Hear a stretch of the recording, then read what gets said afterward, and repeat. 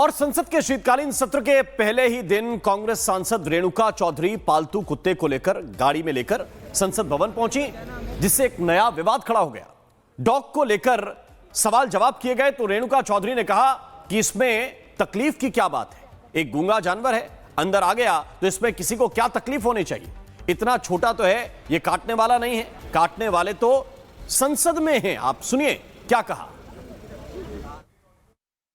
जानवर को पसंद नहीं करते है ना सरकार, गूंगा जानवर गाड़ी में चले गए तो इनको क्या तकलीफ है। काटने वाला कुत्ता दिखा क्या, इतनी सी तो है, काटने वाले और है पार्लियामेंट में, कुत्ते नहीं।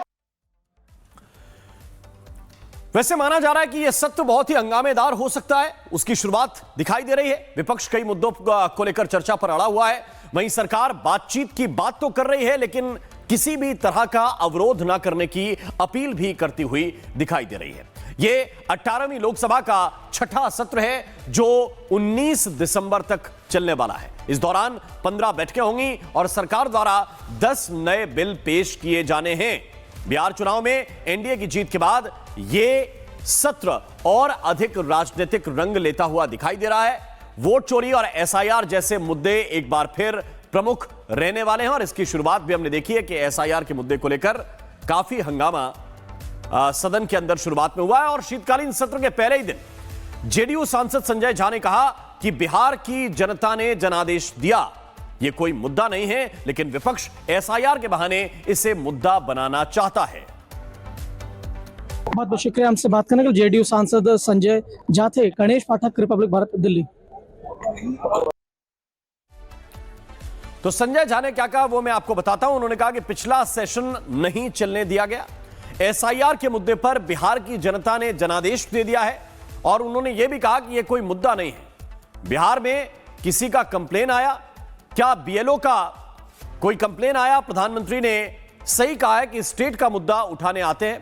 और आपको यह भी बताएं कि इस विषय को लेकर रवि किशन क्या कह रहे हैं, उनकी बात भी आपको सुनाते हैं। बीजेपी सांसद रवि किशन है हमारे साथ, आइए उन्हीं से बात करते हैं और जानते हैं क्या कुछ होंगे। आज शीतकालीन सत्र की शुरुआत हो रही, विपक्ष कह रहा है एसआईआर पर चर्चा नहीं होगा तो सत्र नहीं चलने देंगे। देखिए, बिहार में देख लिया 65 लाख बोगस वोटर, बांग्लादेश में शायद ज्यादा 65 लाख से ज्यादा निकलेंगे। विपक्ष डर क्यों रहा है?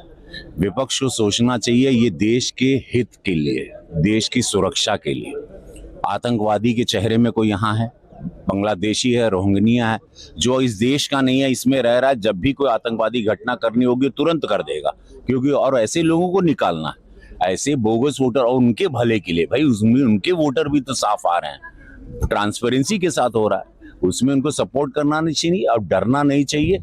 और अगर डर रहे हैं तो देश विरोधी ताकत, और या सपोर्ट नहीं कर रहे हैं तो देश विरोधी ताकतों को सपोर्ट कर रहे हैं। इसको एक्सेप्ट करना चाहिए कि यस, हम लोग टेररिज्म, बांग्लादेशी आउटसाइडर्स को इनवाइट कर रहे हैं, जो कि विश्व की किसी भी देश में ऐसा कानून नहीं है। तो यहाँ लोग रह रहे हैं, भाई उनको निकाला जा रहा है, दैट्स इट। अखिलेश यादव कह रहे जिस तरीके से बिहार में गाना बन गया तो वैसा ना बना देना। अब देखिए, उनकी पार्टी, उनके लोग, लेकिन 27 तो बहुत, हम लोग 17 का रिकॉर्ड तोड़ रहे हैं। एनडीए की सरकार, डबल इंजन की सरकार, बहुत ऐतिहासिक जीत से 27 में उत्तर प्रदेश में आएगी। और आपको बहुत बड़ी सरप्राइज देने, इस बार हम लोग बंगाल भी जीतने जा रहे हैं। प्रधानमंत्री का कहना है कि लोगों को बोलने का मौका दे, इस तरीके से हंगामा करने का बोलने का मौका दे, और प्रधानमंत्री जी के पास विपक्ष को जाके क्लास भी लेनी चाहिए, सबको थोड़े थोड़ी राय। तो आपने सुना रवि किशन, ये भोजपुरी इंडस्ट्री के बड़े स्टार भी हैं और कह रहे हैं कि देखिए, अखिलेश यादव जिस तरह की बात कर रहे हैं वो प्रासंगिक नहीं है। बिहार के चुनाव को यहां से जोड़ना ये ठीक बात नहीं है। और इसी तरह जो सत्ता पक्ष के सांसद हैं वो अपनी अपनी बात कह रहे हैं। और दिनेश शर्मा ने क्या कहा है? उन्होंने कहा कि अखिलेश यादव को गाने का नहीं, बिहार में करारी हार का डर, बिहार से जो करारी हार का डर है वो अब उत्तर प्रदेश में भी उनको सता रहा है। दिनेश शर्मा ने क्या कहा वो भी आपको सुनवाता हूं। हमारे साथ बात करने के लिए बीजेपी सांसद दिनेश शर्मा है, आइए उन्हीं से बात करते हैं और जानते हैं क्या कुछ कहेंगे।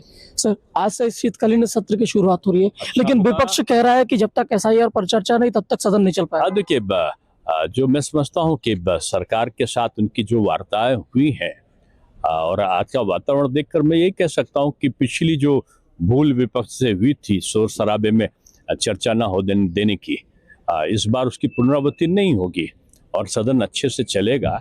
जनता के हित चिंतन में तमाम जो हित कारक मुद्दे हैं उस पर चर्चा जरूर होगी और सरकार ने पहले ही कहा है कि आप जिन मुद्दों पर करना चाहते हैं, सरकार हर मुद्दों पर बढ़ के आगे है और चर्चा करने के ना करने का प्रश्न कहाँ से आता है। सर लेकिन एसआईआर के नाम पर चर्चा और उसके लेकर हंगामा कब तक? ये सब लोग केवल बहाना ढूंढते हैं। एसआईआर में अगर आप देखो, बिहार में चिल्ला रहे थे, एक सिंगल शिकायत कहीं आई हो किसी का नाम कटा है, एक सिंगल शिकायत आई हो कि जो बीएलओ के द्वारा या चुनाव आयोग के द्वारा किसी प्रकार की सूची में गड़बड़ी की गई, जबरन किसी के साथ अन्याय किया गया, नहीं आया है। और 71% महिलाओं ने वहां मतदान करके सिद्ध कर दिया है।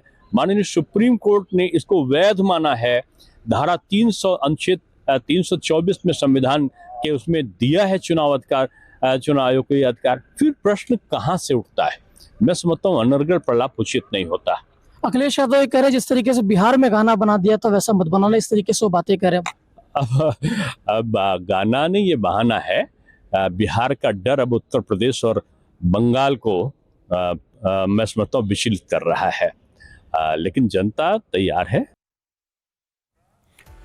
तो दिनेश शर्मा को इस वक्त आप सुन रहे थे। उन्होंने कहा कि बिहार का जो मसला है ये सुप्रीम कोर्ट में लेकर गए, सुप्रीम कोर्ट ने उसको वैध करार दिया है, सुप्रीम कोर्ट में कोई शिकायत नहीं गई। इसका मतलब है कि एसआईआर बिहार में ठीक हुआ और अब बाकी जगहों पर हो रहा है, तो विपक्ष को इससे परेशानी क्या है।